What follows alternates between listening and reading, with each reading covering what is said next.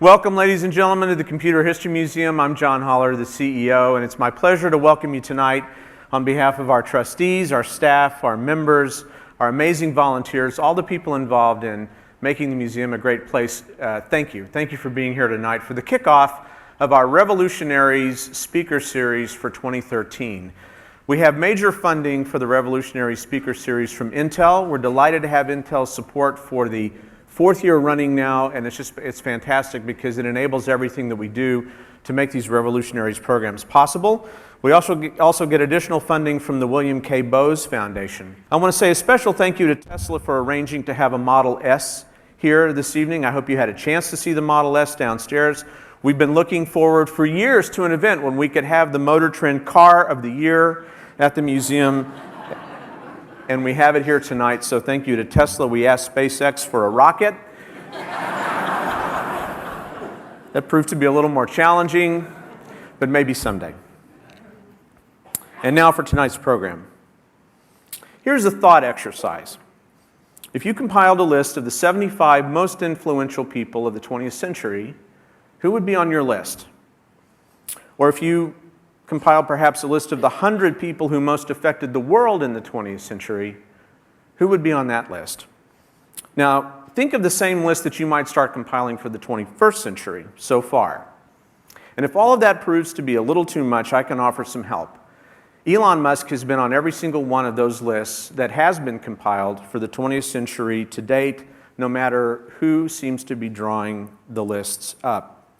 Few scientists, entrepreneurs, or industrialists of the last century could stake a claim to a career as boldly ambitious as the one Elon Musk is fashioning now.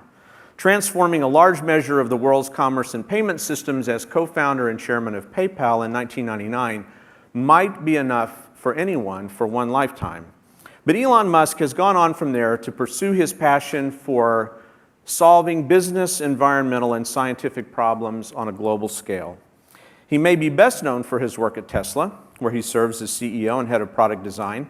The path-breaking Tesla Roadster and now the Model S have changed almost all of the assumptions that the automotive world has made about what the styling, performance, and future of a new generation of electric cars might be. Simultaneously, he serves as chairman and principal shareholder of SolarCity, the nation's leading provider of solar power systems. But perhaps his most ambitious and intriguing work is taking place at SpaceX, where he is CEO and chief designer. SpaceX is erasing the boundaries between spaceflight and private enterprise. It has a multi-billion-dollar, multi-year agreement with NASA to be a workhorse for cargo flights to and from the International Space Station. And in 2015, that is the company's stated goal, it will begin manned spaceflight. What is the source of Elon Musk's revolutionary thinking? How has he been able to do what he's done with the investors he's attracted and the teams that he's built? Exploring these questions and more tonight with Elon is Allison Van Diggelen, who is a very notable and noteworthy journalist here in Silicon Valley, a contributor to KQED and the Huffington Post, and one of the best interviewers in the field through her series, Fresh Dialogues. We're delighted to have Allison here tonight. This is her first time on stage. She's going to be terrific, as will Elon. Please join me in welcoming Elon Musk and Allison Van Diggelen. So I'd like to start. You grew up in South Africa, right. And I heard a wonderful story of when you were 6 years old, and you started breaking the rules even then. So you were 6 years old, and you were invited by your cousin to a birthday party. But there were two problems with that. One, you were grounded. And two, it was on the other side of town. Yeah. So can you explain, tell the audience how you got there? All right. Well, I mean, this was when I was 6, so the memories are a little fuzzy at this point. As I recall, I was grounded for some reason. I don't know why, but I felt that it was unjust. And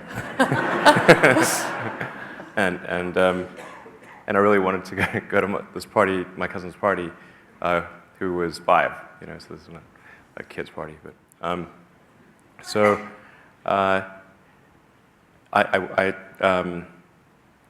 at first I was going to take my bike, but then, and I told my mom this, which is a mistake. Um, and she told me some story about how you needed a license for a bike, and the police would stop me. So I wasn't 100% sure if that was true or not, but I thought I'd better walk just in case. So yeah, I sort of thought I knew the way, but it was clear across town. So I don't know, it was 10 or 12 miles away. It's really quite far, further than I realized actually. And so I just started walking to my cousin's house. I think it took me about 4 hours. And just as my mom was leaving that party with my brother and sister, she saw me walking down the road and freaked out. And then I saw she saw me, so I then sprinted to my cousin's house, and I was just about 2 blocks away, and then climbed a tree and refused to come down. Oh, so the first of many rule-breaking adventures guess, for Elon yeah. Musk. So by the time you were 12, you were already an entrepreneur and making a profit. I understand very small one. you earned $500 equivalent in Rand for creating a video game. Can you tell us about that and what the inspiration was? Yeah, sure.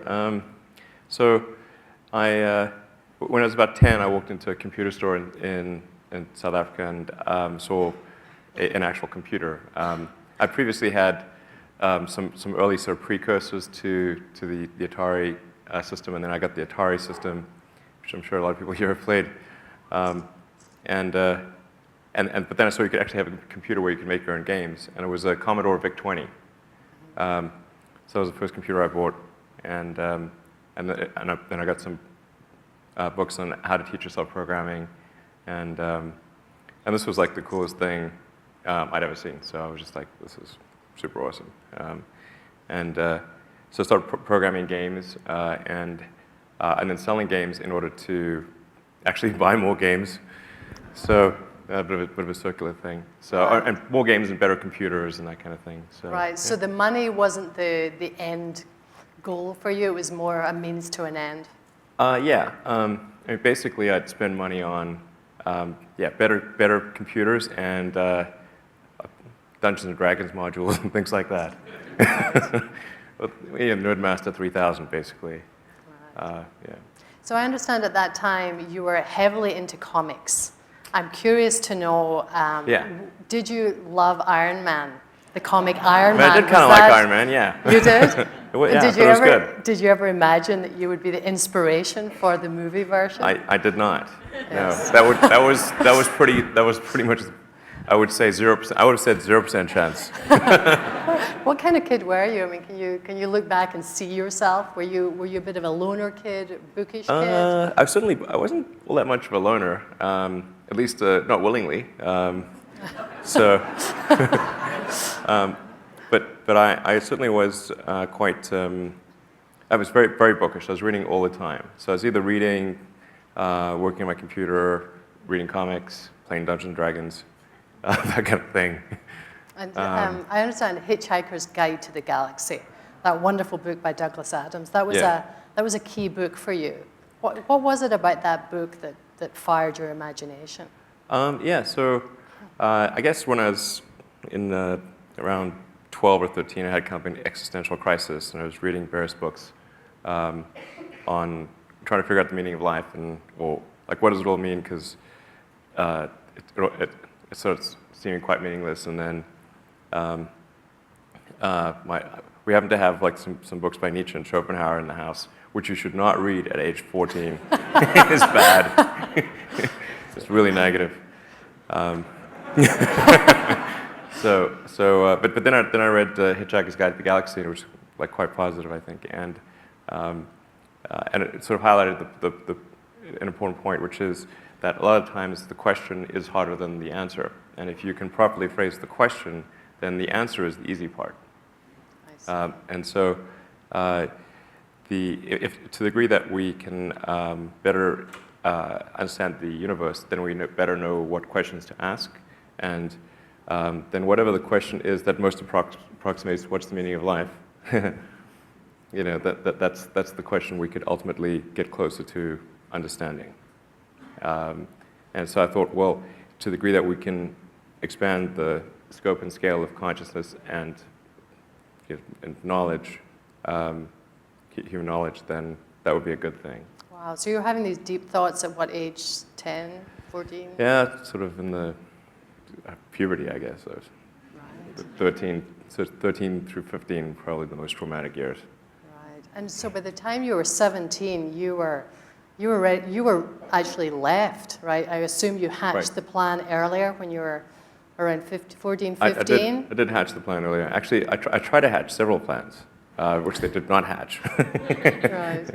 But by 17, you were on a plane from South Africa. Yeah. You'd had enough of South Africa. You were ready to seek new pastures. Now, why was it the United States was your destination? Why not Europe or somewhere else in the world? Well, just whenever I'd read about cool technology, it would tend to be in the United States, you know, or more broadly North America, or including Canada. So, so I kind of wanted to be where the cutting edge of technology was, and of course, within the United States, Silicon Valley is where the heart of things is. So, although at the time I didn't know where Silicon Valley was, it sounded like some mythical place. Really? That's great. So I wanted to come to the U.S. I tried to convince my mother or father, who were divorced, if either one of them would move to the United States, then I could get there. At one point, I convinced my father, but then he reneged, unfortunately. So you had him convinced, and then he changed his mind? He did say yes, and then he changed his mind. Why? I don't know. I guess he was fairly established. He's an engineer. He was sort of established in South Africa and didn't want to have to go through that again in another country. Right. So you got on that plane all by yourself at 17? Yeah. So I actually got. My mother was born in Canada, and actually her father was American. But unfortunately, she didn't get her American citizenship, so then that broke the link, and I couldn't get my American citizenship. But she was born in Canada, so I could get. I actually filled out the forms for her and got her a Canadian passport, and me too. And then, within 3 weeks of getting my Canadian passport, I was in Canada. Right. And then you ended up at the University of Pennsylvania. Yeah, you did I was a degree in physics and business. Yeah, so I was in Canada for a few years at Queen's University, got a scholarship to go down to University of Pennsylvania, because one of the downsides of coming to University in North America was that my parents said they would not pay for college if it was, well, my father said he would not pay for college unless it was in South Africa. So, right. so it was either, so I could have free college in South Africa or find some way to pay it here, and fortunately I got a scholarship at UPenn. And so did business, dual undergraduate business and physics at UPenn Right. Wharton. And it was there that you came up with this idea of 3 main areas that you felt were most important to humanity. Can you describe how you came upon them? Was it just one day you had a flash of inspiration, these are the 3 areas that are important and I want to concentrate on? Or how did that inspiration come to you? No, I think I was thinking about it for a couple of years. And during sort of freshman and sophomore year at Queen's, and then also at UPenn. And I was trying to think what would most influence the future, what are the problems that we have to solve. And I actually talked a lot to friends and my housemates and that kind of thing, and dates, which was maybe not the best thing. So, yeah. I actually met a woman I dated briefly in college, who now works at Scientific American as a writer, and she related the anecdote that when we went on a date, all I was talking about was electric cars. That was not a winning conversation. So it was a bit of a monologue, was it? Yeah, she said she said the first question I asked her was, "Do you ever think about electric cars?" She said, no, she never does. So you learned from that. That wasn't the best shut-up line. Wasn't great. That's But great. it has recently it's been more effective. There you go. I know this man. That's wonderful. Well, we'll get on to Tesla soon. But I want to go from University of Pennsylvania, you ended up in Silicon Valley, and you've described Silicon Valley as Darwinian. Can you talk about what it was? In the most positive sense, really. In the most positive sense. I mean, it's not. Can you elaborate on what that means and why it had to be Silicon Valley? What drew you to Silicon Valley? Well, I was at Penn, and there was a professor who was chairman of a company in Silicon Valley that was working on advanced capacitors for use in electric cars, or potentially for use in electric cars. As it turns out, they're way too expensive. But I thought, well, this is really awesome, because then I asked if I could get a summer job, because it was in Silicon Valley and working on technology for electric cars. I thought, well, that's pretty much as good as it gets.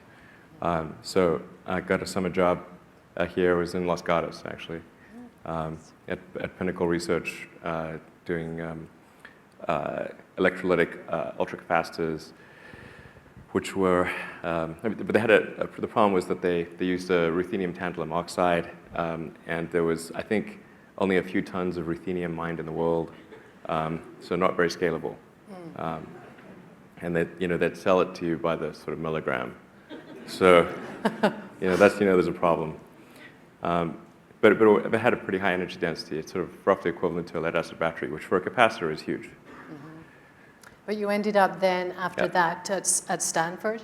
Yeah, so then I thought, well, Stanford is in Silicon Valley, sort of epicenter, and so that's where I wanted to come. Either Stanford or Berkeley, and Stanford's sort of sunnier, so I like to... Sunnier, that's great. And I understand you were at Stanford University for a whole 2 days before you decided, no, it's time, I'm going to do my first startup. Yeah, I figured, well, so this was the summer of '95, and I've been working on some internet software.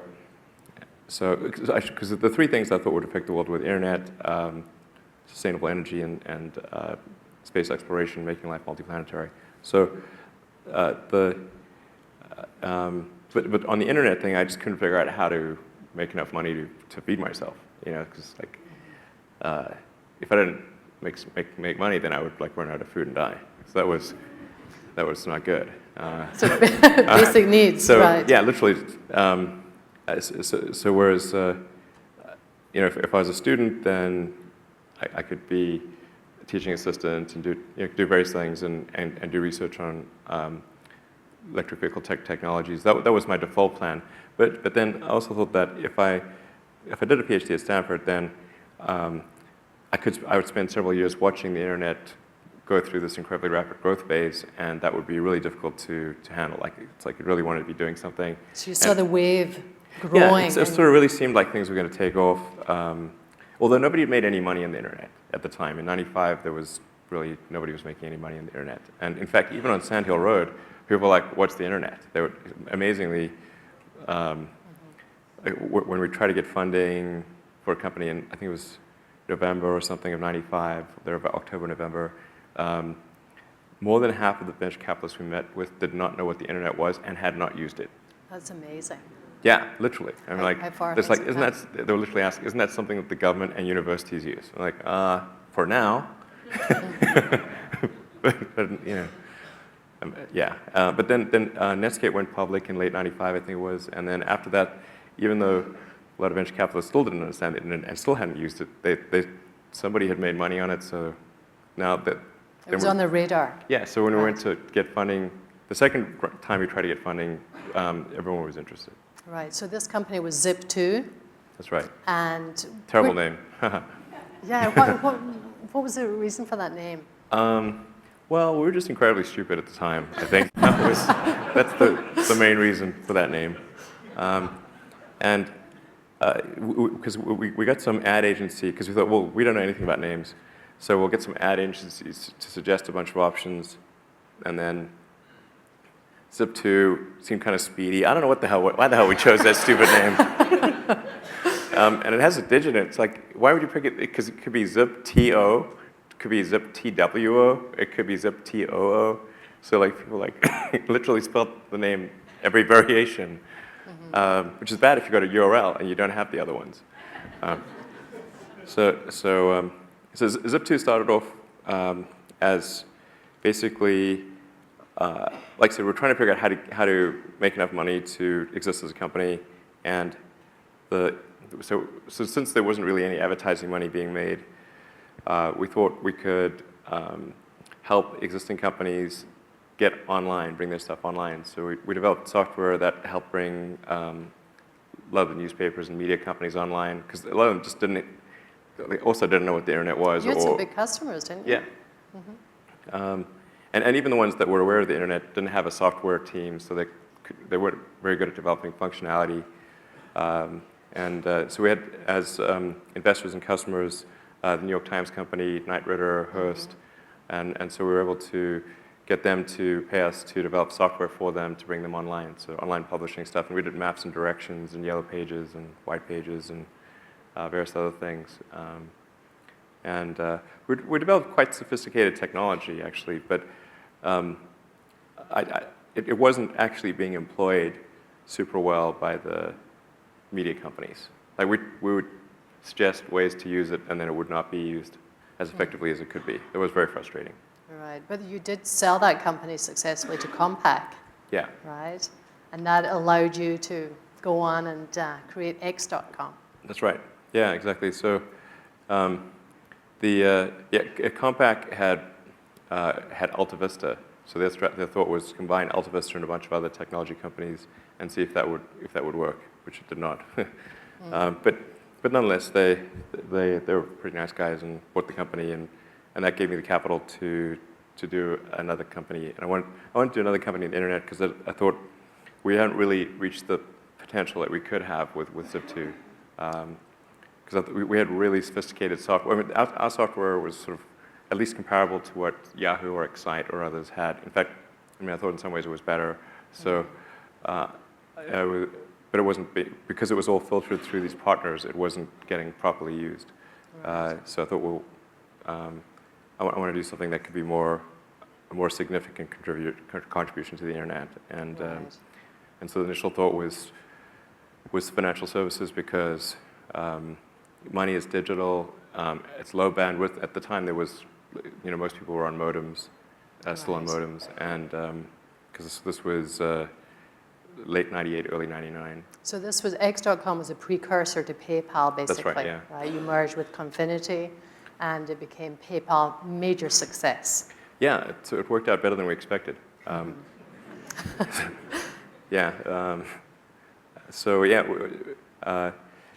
Confinity. So initially, Confinity and X.com started out from slightly different directions, and then converged to the same point. With X, the thought was to create an integrated set of financial services, so you could go to one place and do all of your financial anything. And then as a feature, we had the ability to transfer money or securities or anything simply by entering a unique identifier. So like a email address or phone number or something like that. Right. But when we would demo the system, the hard stuff, which was the integration of all the financial services, people would not be interested in. But they'd be real interested in being able to transfer money using an email address, even though that was actually quite easy. And so we focused our energy on that. And although it's easy in principle, what gets really hard is adding security while still keeping it easy to use. So, because it's like the Willy Loman quote, like, why do you rob banks? Because that's where the money is. So why do people rob PayPal? Same reason. Right. And so you can dial up the security to a really high level, but then you're going to make it very hard to use. And so that was one of the toughest things we wrestled with. And then Confinity originally started as kind of software for Palm Pilots, and then they had a demonstration application, which was the ability to beam money from one Palm Pilot to another using the infrared port. People remember that one. Yes. That was big at one point. And then they had a website sort of parallel to that, where because once you'd beamed the infrared tokens, you had to still then synchronize your Palm Pilot and do the transfer via the website. So, but then people weren't that interested in the Palm Pilot stuff, but they were interested in the website. So it kind of converged to the same point. and we're quite close together. So we decided to merge the companies, and in I think January or so of 2000. It was a very turbulent period, and if the growth in the company was pretty crazy.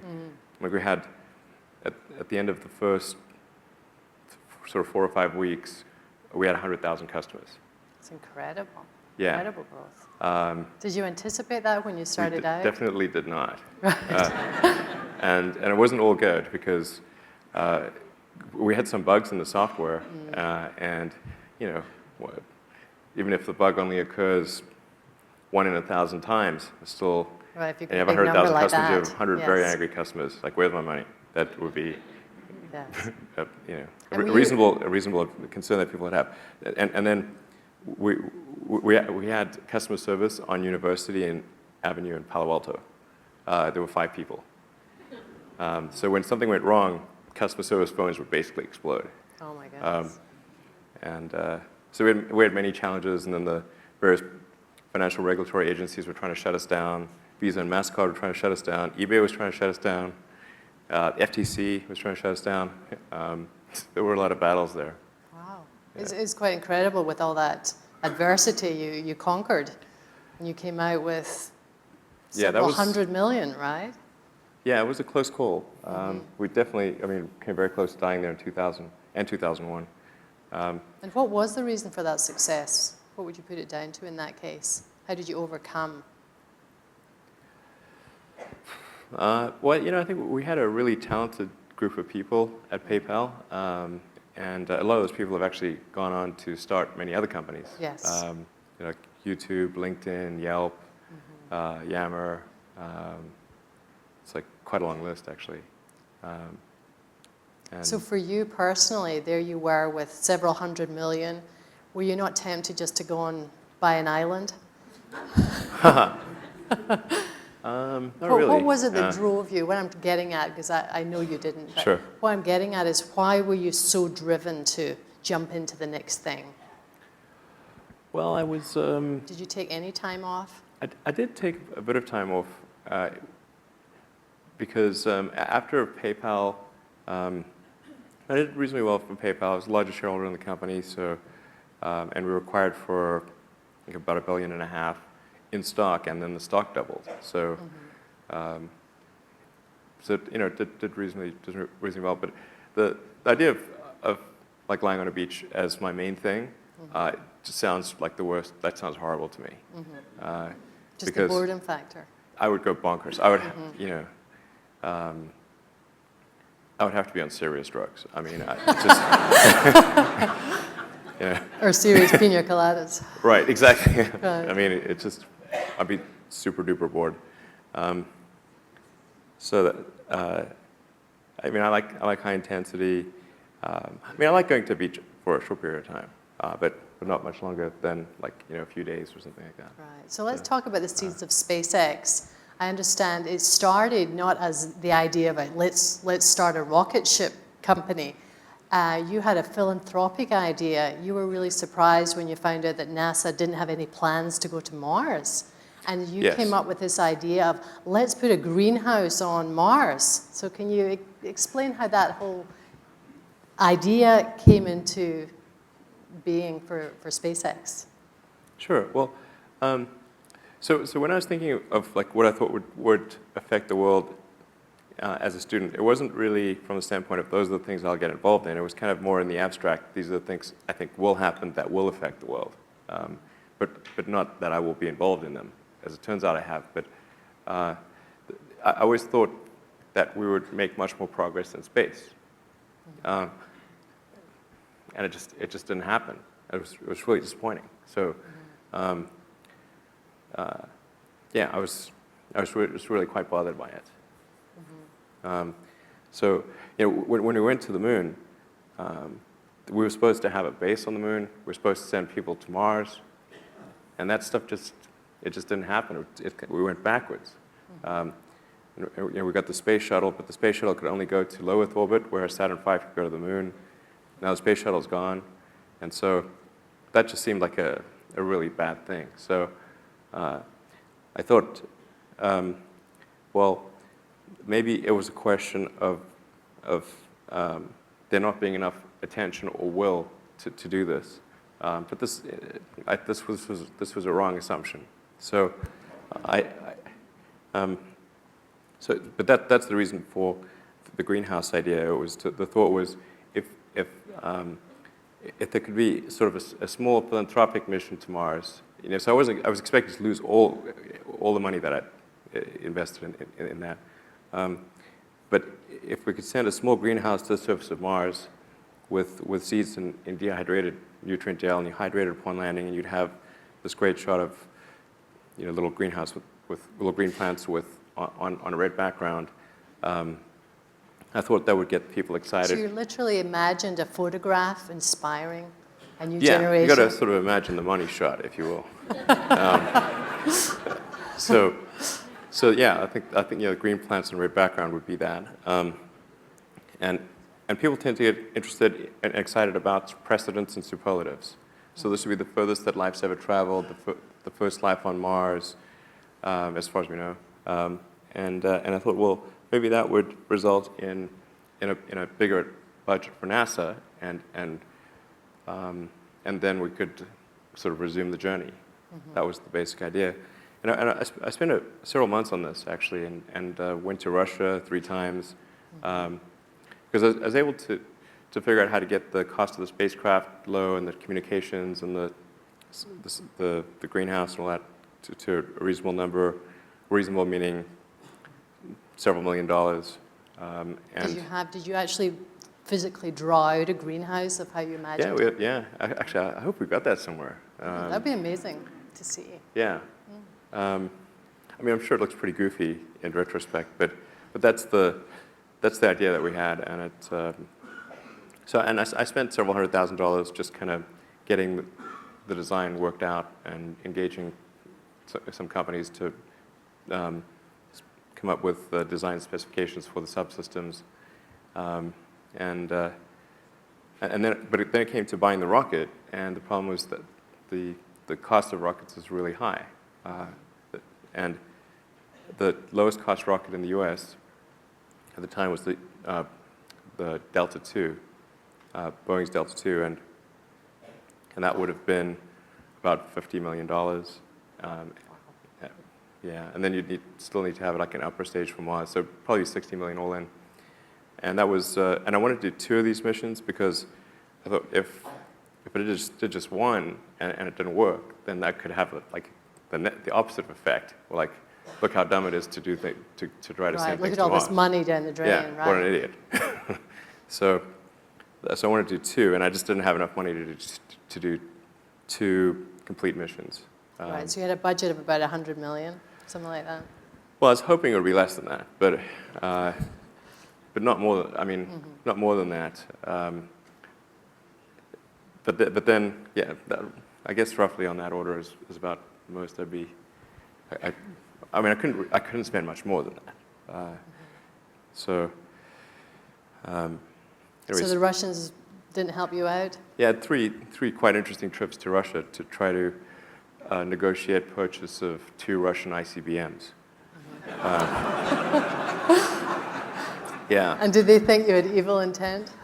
No, they just thought I was crazy. But I mean, that's not good either, if you're buying ICBMs. But minus the nuke. I mean, I think that would have been a lot more. So you didn't talk nukes to him? No, I didn't. I slightly got the feeling that was on the table, which was very alarming. But yeah, that was those were very weird meetings with the Russian military and whatnot. I think they thought I was a bit crazy, but then they read about PayPal and said, okay, he was crazy, but he's got money. He did something right. Yeah, well, and more importantly, I could pay them. Right. Yes. So that's really. It was remarkably capitalist. Was my impression of the Russians. Yeah. Right. I have heard that before. Yep. So tell me, what was the turning point from talking with the Russians and then deciding, okay, I'm going to do this. I'm going to set up a company. What was that turning point for you? Well, I guess I came to the conclusion that my initial premise was wrong. That in fact, there's a great deal of will. That there's not such a shortage, but people don't think there's a way. And that if people thought there was a way, or at least something that wouldn't break the federal budget, then people would support it. Which in retrospect I think is actually kind of obvious, because the United States is a distillation of the human spirit of exploration. People came here from other places. I mean, it's, there's no nation that's more a nation of explorers than the United States. But people need to believe that it's possible, and that it's not, they don't have to give up like healthcare or something important. Right. It's got to be that's important. So I thought, okay, well, then it's not a question of will. It's a question of showing that there's a way. And I started reading quite a bit about rockets to try to understand why they're so freaking expensive. Is there something, where does the $60 million go for the Delta II? And that subsequently, now Delta II, I think, is $100 million or something, even some crazy number. And Delta II is, that's a relatively small rocket. So if you go to like a really, one of the bigger rockets, it's anywhere from $200 to $400 million. Anyway, so I came to the conclusion that there wasn't really a good reason for rockets to be so expensive, and that there could be a lot less, and even in expendable format, there could be less, and that if one could make them reusable, like airplanes, then the cost of rocketry would drop dramatically. Cost of space travel would drop dramatically, because the cost of the fuel was maybe anywhere from 0.2 to 0.5% of the cost of the rocket. Right. It's kind of like a plane. I mean, how much is the cost of the fuel in the plane versus the plane itself? It's at least a 2 order of magnitude difference.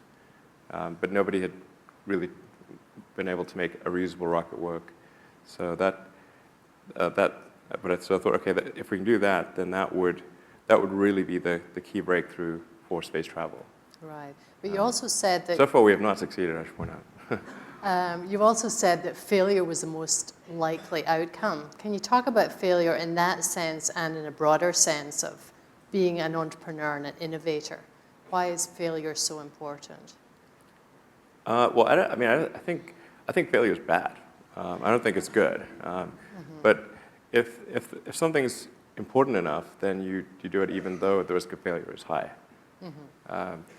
And so I think my advice, if somebody wants to start a company, is they should bear in mind that the most likely outcome is that it's not going to work. And they should reconcile themselves to that strong possibility.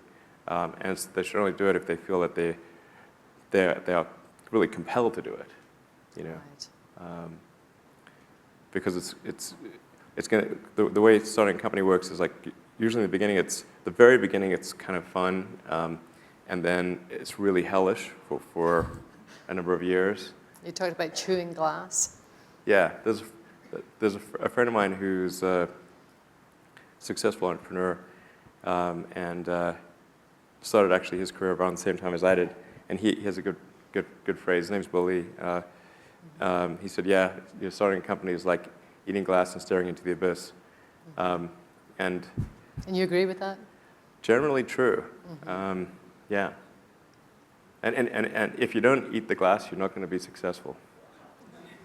That's tough medicine. Yeah. Medicine. So let's move along. We're going to get down into innovation and motivation shortly, but I want to just go through your whole business career first. So shortly after founding SpaceX, you then got interested in electric vehicles, and I understand you watched the vigils for the death of the EV1 when they were all smashed. Talk about that and why you felt, even after founding SpaceX, I have to get involved with Tesla. Yeah, well, as I said, like my interest in electric vehicles goes back a long time to, goes back 20 plus Right, the years. dating scene. Yeah, Right. exactly. And in fact, the original reason I came to Silicon Valley was to work on electric vehicle energy storage technology. Right. And I thought that that the big car companies would develop electric cars because obviously the right move. And I thought that was vindicated when General Motors and Toyota announced their, General Motors was doing the EV1, the electric vehicle one. Toyota did the electric RAV4, the original one. And they made those announcements and they brought those to market. And I thought, okay, well, this is great. We're going to have electric cars. GM's going to obviously do the EV2 and 3, and then they just keep getting better, and everything would be cool. And then when California relaxed its regulations on electric cars, GM recalled all of the EV1s and crushed them into little cubes, which seems kind of nutty. So in fact, the people didn't want their EV1s recalled. Yeah. And in fact, they tried court orders to stop the cars from being recalled. They held a candlelit vigil, at the yard where the cars were crushed. Did you attend that vigil? No, I did not. You're moved by it. Well, certainly. I mean, it's crazy. When is the last time you heard about any company, customers holding a candlelit vigil for the demise of that product? Particularly a GM product.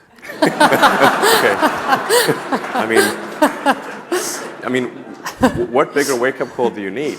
It's like, hello, the customers are really upset about this. They would really prefer it if it didn't get recalled. So that kind of blew my mind. So it was like, wow, okay. And then we had the advent of lithium-ion batteries, which really helps it makes, that's one of the key things for making electric cars work. It's still nothing. And so in 2003, I actually had lunch with one of the other co-founders of the company, J.B. Straubel, who was actually working, I think, on like a hydrogen airplane or something. And he mentioned to me the T0 car that was done by AC Propulsion. AC Propulsion, I think, consists of guys, some of whom had actually been on the EV1 program, and they took a gasoline sports car, kind of a kit car, and outfitted it with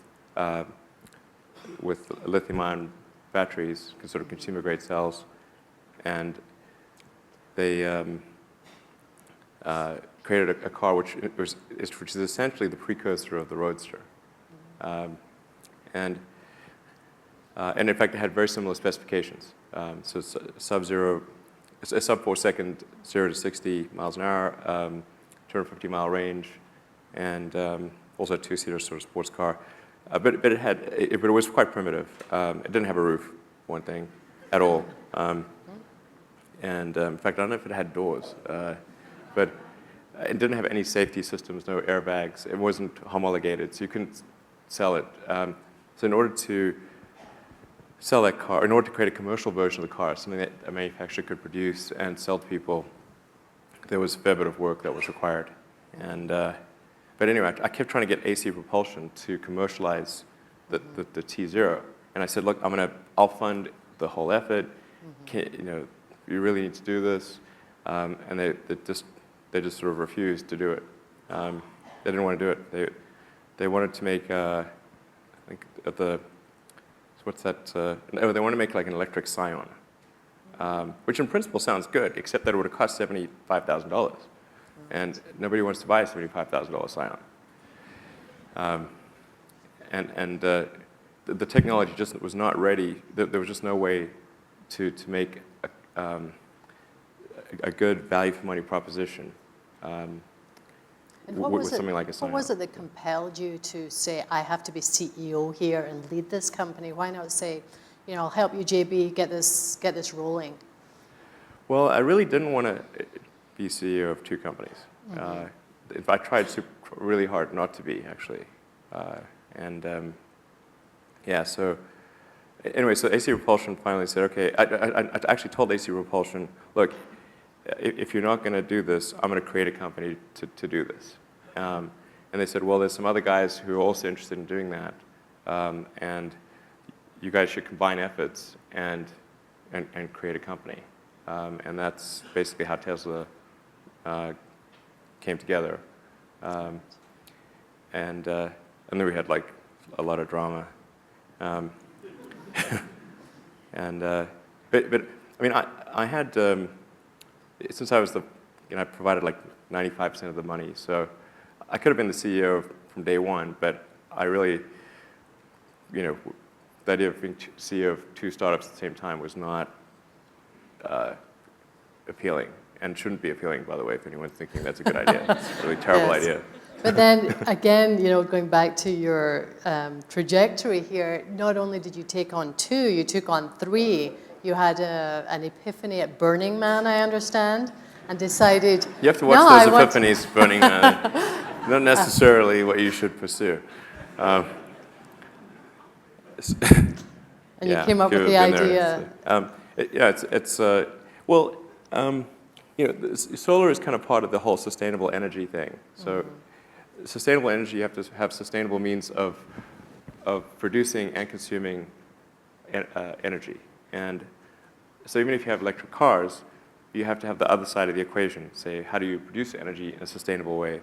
And I think solar is the obvious primary means of sustainable energy generation.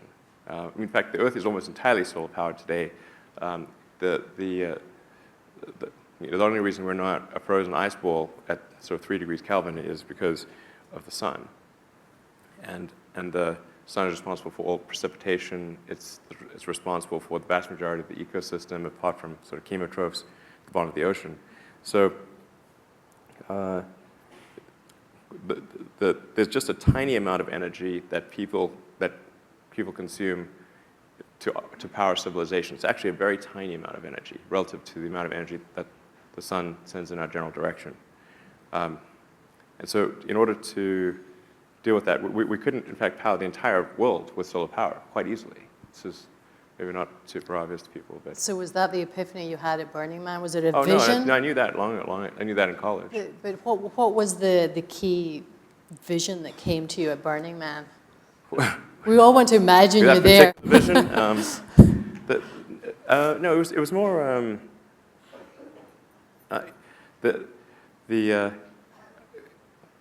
I wouldn't say it was a particular epiphany. It was more that I was at Burning Man with my cousins, or 2 of my cousins, Lyndon and Peter. Lyndon and Peter Rive, who are awesome guys, and they were sort of trying to think, what should they do after their first startup. So they did a company called Everdream, which did large-scale management of computers. So if you've got like 60,000 computers, it's kind of hard to manage them. So they created software that enables companies to do that. Right. And that company actually got sold to Dell. So they were looking for a new venture and looking for your ideas? Well, I wouldn't say they were necessarily looking for my ideas, but I actually was trying to convince them that they should do solar. Because I just thought it was an area that needed people like them, who are really good entrepreneurs. So, and since I was like somewhat overcommitted, I thought, to say the least. Yeah, I thought, well, and I said, like, look, if you guys will do a solar company, I'll fund you, provide all the funding and whatever guidance I can or help I can provide, I'd do that. And I thought it was really important that there be good entrepreneurs like them in solar, because it just wasn't doing very well as an industry. So, and I thought people were kind of focusing on they weren't focusing on the right problem. Everybody sort of thought that the panel was the problem, but actually it's not. It's a problem, but it's not the most important problem. The panel is somewhat commoditized at this point. So it's right. Making standard efficiency solar panels is about as hard as making drywall. It's really easy. In fact, I'd say drywall is probably harder. But what is a thorny problem is trying to figure out how to get solar on tens of thousands, eventually hundreds of thousands of rooftops. Right, the logistics part. Yeah, it's kind of like you got to re-roof millions of buildings. Right. And then figure out how the grid interconnects work, and then manage all those systems. Like, so if you've got hundreds of thousands or maybe millions of systems eventually, you've got to manage all these distributed systems. You have this really complex distributed utility, effectively, which I think actually plays to their strengths in creating, their price strength in creating really scalable software for managing, hundreds of thousands of computers in a distributed fashion. Right. And that's kind of what they did. And it's an awesome job. It was just, like, I basically would show up at the board meetings to hear what's the good news this time. It's like, really, We had like maybe a couple of bad news board meetings.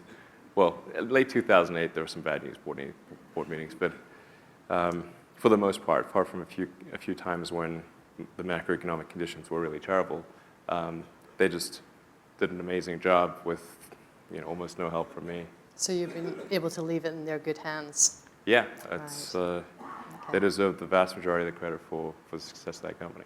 Awesome. So I'd like to move on to innovation and motivation. There's been a lot of talk lately about the fact that innovation is leveling off. We're not making the dramatic increases or improvements in innovation like we did when the plane was invented. Do you agree with that? And no, I don't agree with that. I don't think that's true. I think we've seen, well, and I'm not sure of what time period that is exactly, but we've seen huge improvements in the internet and new things. In recent years, Twitter and Facebook being pretty huge, when people kind of thought the internet was done.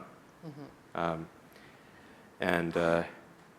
think that there are some of the things that we're doing, like electric cars are a new thing, I do think there's some pretty significant breakthroughs. In genomics, we're getting better and better at decoding genomes and being able to write genetics. I think that's going to be a huge, huge area.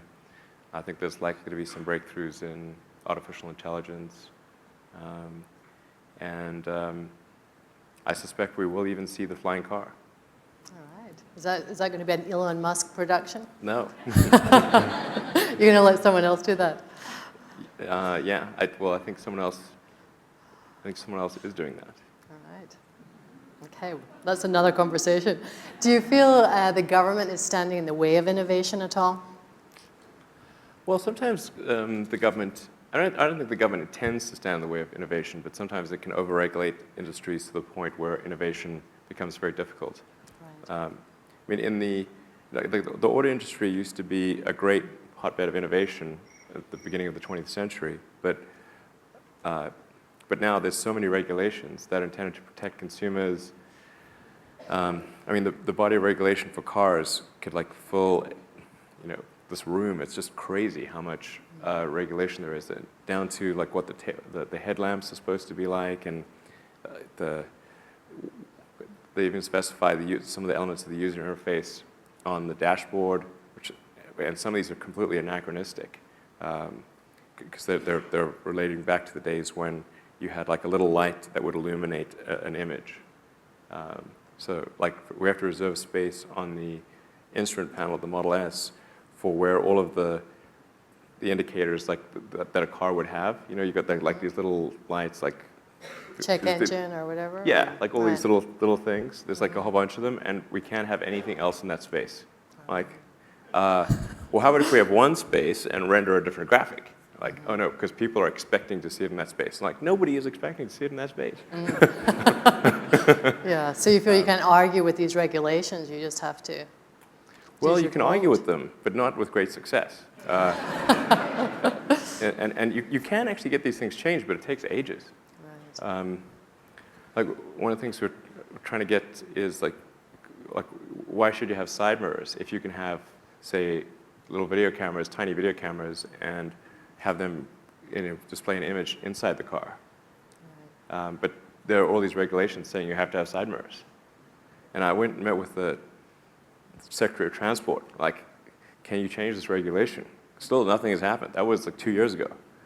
So you're banging your head against a wall here a little bit. It's not easy to get these regulations changed. So talking of government, President Obama is obviously trying to do what he can. If you had 5 minutes with President Obama, what would you advise him for, one, stimulating the economy and entrepreneurship and creating jobs? Is there one thing that, if he could successfully get through, that would be a big stimulus, do you think? Well, I think actually, I think the reality of being president is that you're actually like the captain of a very huge ship and have a small rudder. Because obviously, if there was a button that a president could push that said economic prosperity, you'd be like, they're hitting that button real fast. Full steam ahead, You could measure the speed of light by how fast they press that button, because that's called the re-election button. So I'm not sure how much the president can really do, but I think I'm generally a fan of like minimal government interference in the economy.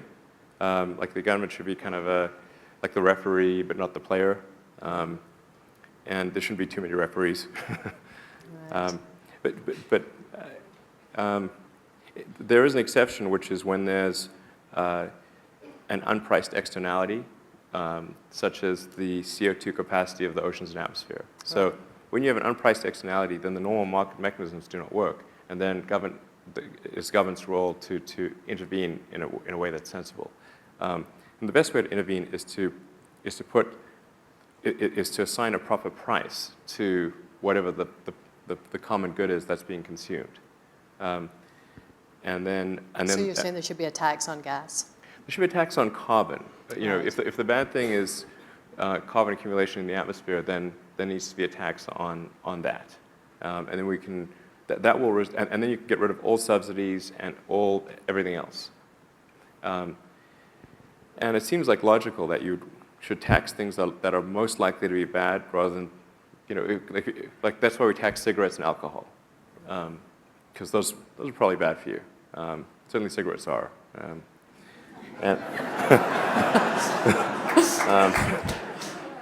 So you want to err on the side of taxing things that are probably bad, and not tax things that are good. And so I think, given that there is a need to gather tax for the to pay for the federal government, we should shift the tax burden to bad things, and then adjust that tax of that bad thing according to whatever's going to result in the behavior that we think is beneficial for the future. I mean, I think currently what we're doing right now, which is mining and burning trillions of tons of hydrocarbons that used to be buried very deep underground, and now we're sticking them in the atmosphere and running this crazy chemical experiment on the atmosphere. And then you've got the oil and gas companies, which have ungodly amounts of money. And you can't expect them to just roll over and die. Like, they don't do that. So actually what they much prefer to do is spend enormous amounts of money lobbying and running bogus ad campaigns and that kind of thing to preserve their situation. It's a lot like tobacco companies in the old days. I mean, they used to run these ads with doctors, like a guy with a doctor, pretending he's a doctor, essentially implying that smoking is good for you, Right. and like having pregnant mothers on ads smoking. Do you have a message for the climate change skeptics and the big oil people? Well, as far as climate change skeptic, I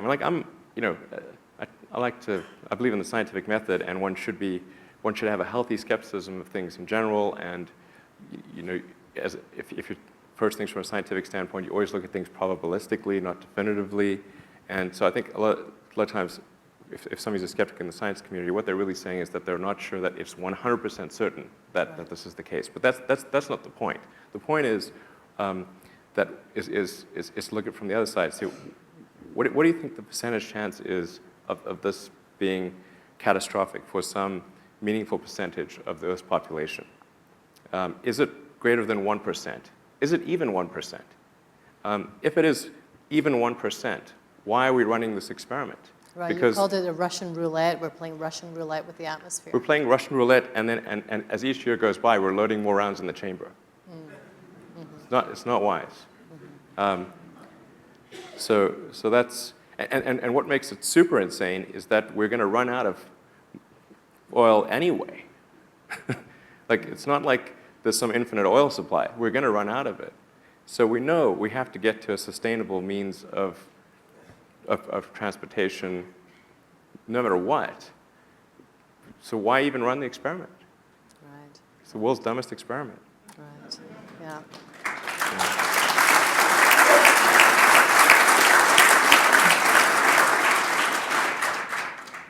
So let's move on to focus on Silicon Valley. Steve Jobs was and is a wonderful Silicon Valley icon. Is he someone that you've admired, and what have you learned from Steve's life and work? Well, he's certainly someone I've admired. Although I did try to talk to him once at a party, and he was super rude to me. But I don't think it was me. I think it was sort of, off the course. I think you weren't the first. Yeah, not the first. No, it wasn't. Yeah, and I was actually there with, like, Larry Page is an old friend of mine. I've known Larry since before he got venture funding for Google, and Larry was the guy that introduced me to Steve Jobs. So it's not as like I'm going like and tugging on his coat, like, please talk to me.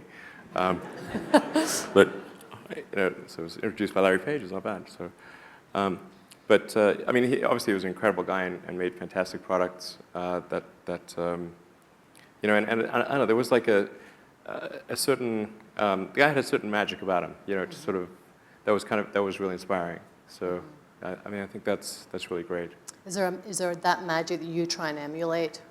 No, I think Steve Jobs is way cooler than I am. So.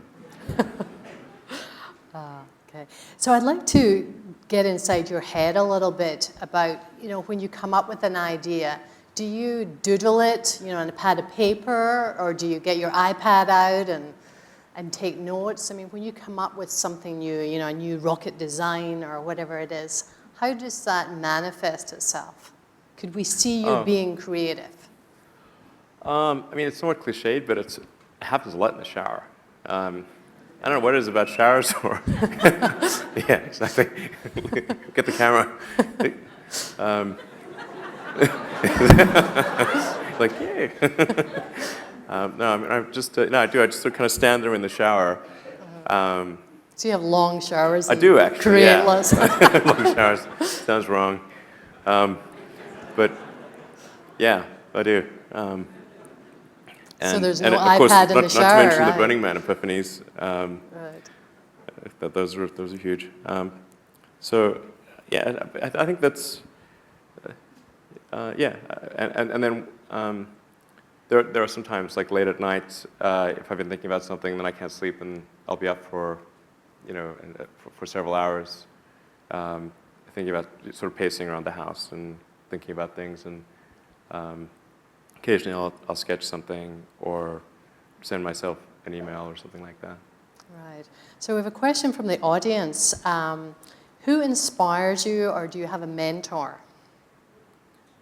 Well, I don't have a mentor per se, although I try to get feedback from as many people as possible.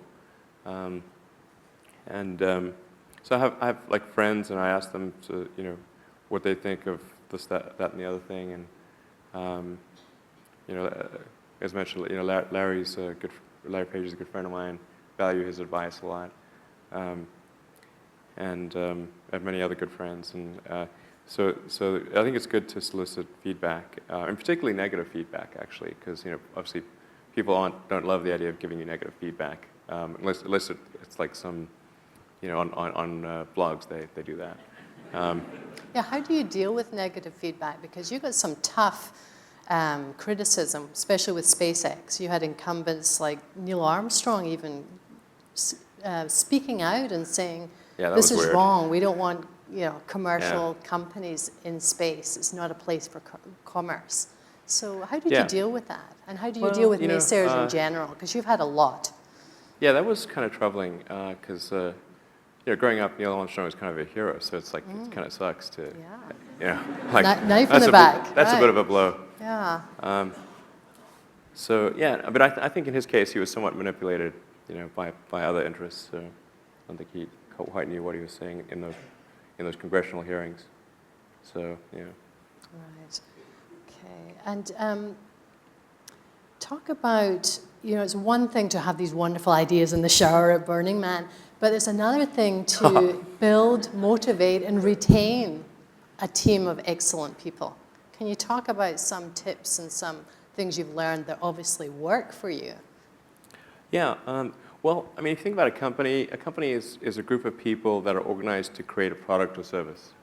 That's what a company is.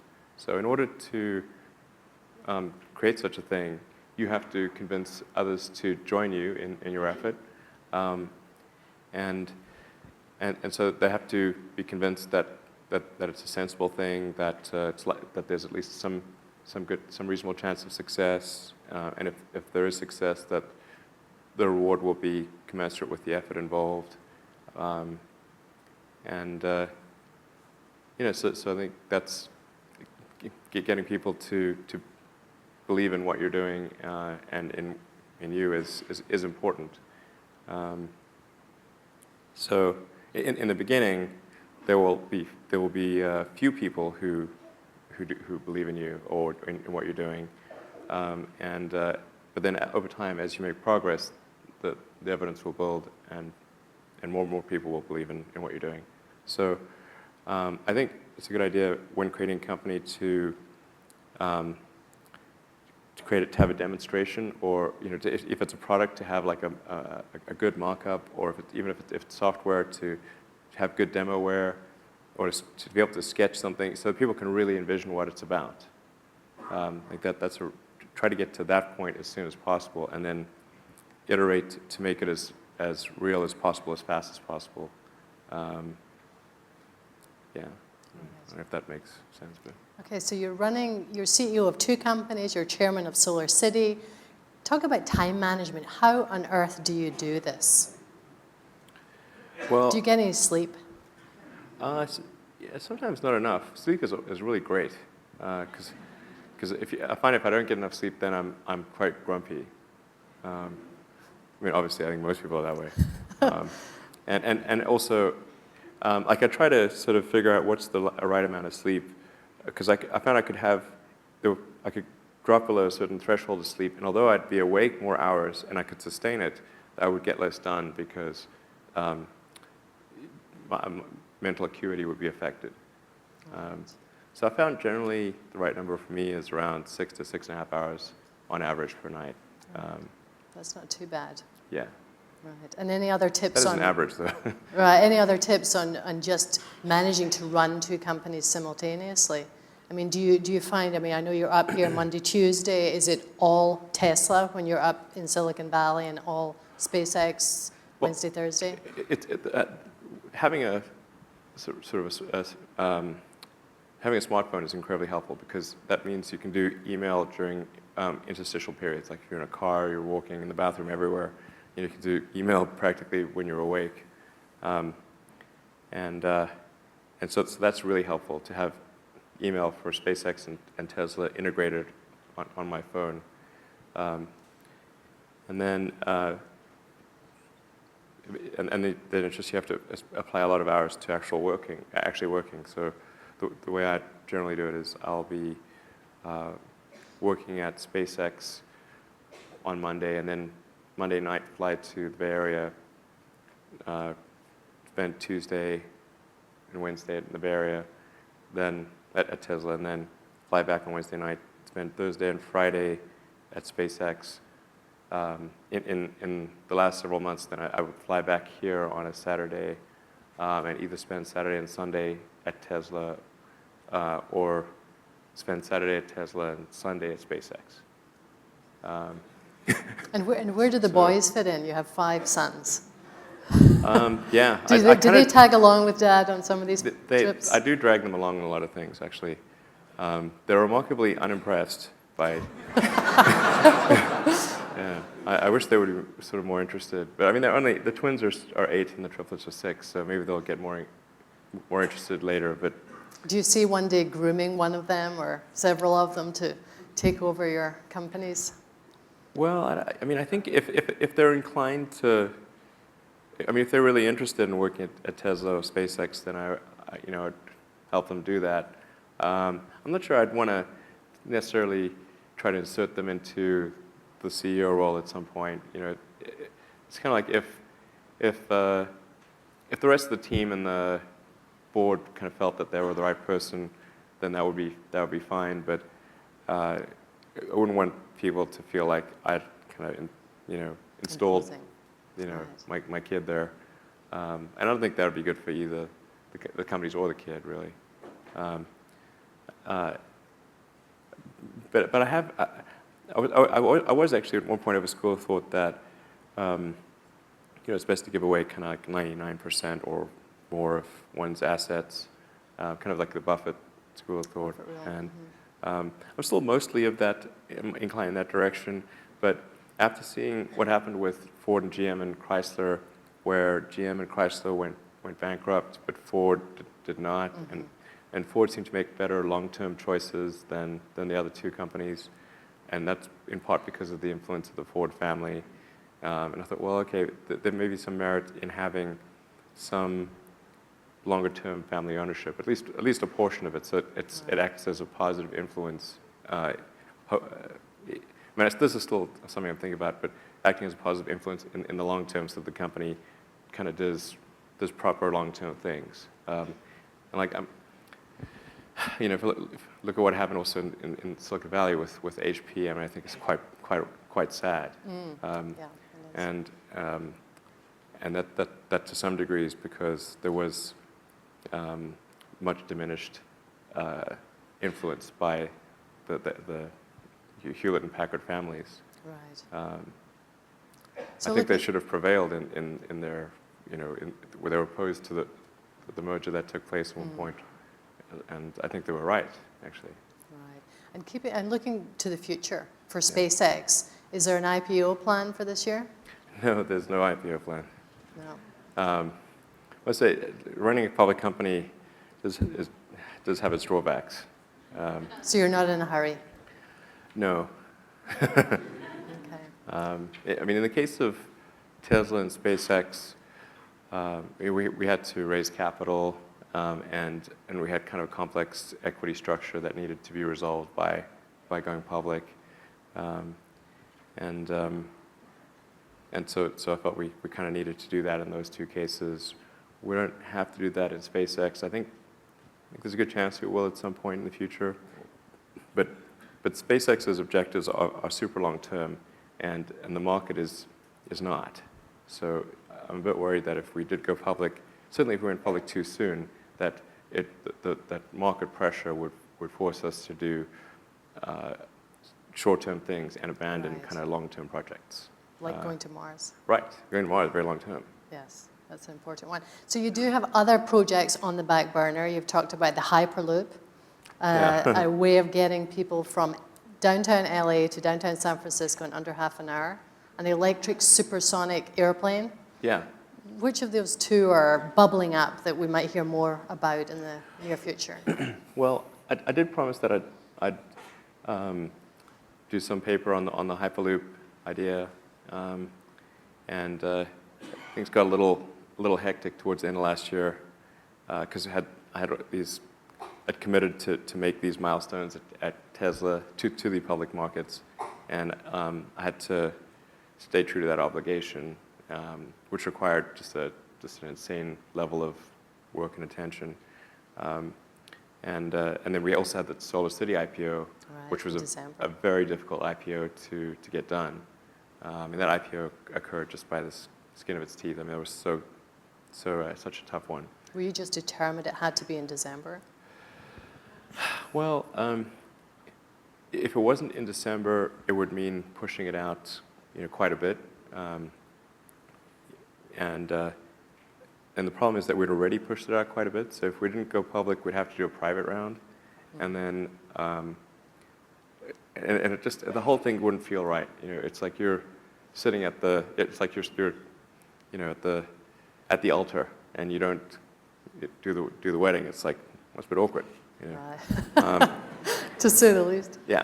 Yeah. So we really needed to do it, and I think if we hadn't done it, people would have looked at it as a failure, and it wouldn't have been good. Because there's just been too many failures in the solar, or not enough success, let's say, in the solar arena. Right. There needed to be we need to chalk up a success in the Yeah, arena. it was a rare piece of sunshine for the solar Right, industry last exactly. year, that's for sure. Ironically, for a solar industry, does not have a lot of that. Yes, yes. So it's time, unfortunately, for the last question. You've come a long way since you were that 6-year-old little boy breaking the rules. You turned 42 this year. Right. What is on the cards? Where do you see yourself in 10 years' time, 20 years' time, 40 years' time? Because you famously said you want to die on Mars, just not on impact. Right. Exactly. Tell us about that dream. Yeah. Well, I actually was asked by a journalist, "Do you want to die on Mars?" And I said yes. And I was like, "But wait, not impact. Yeah, just to be clear, that's one of the possibilities." Yeah. So I guess I mean I'd like to be able to go to Mars while I'm still able to manage the journey reasonably well. So I think I don't want to be like 75 and go to Mars. You don't want to take your Zimmer frame with you. Right. It could be, at least in the beginning, could be, mildly arduous. So I'd like to get there. I don't know. I mean, ideally in my 50s, that would be kind of cool. So you see that happening in the next? Well, I mean, I aspire to make that happen, and I can see the potential for that happening. I'm not saying it will happen, but I think it can happen. I'll try to make it happen. Great. Ladies and gentlemen, Elon Musk.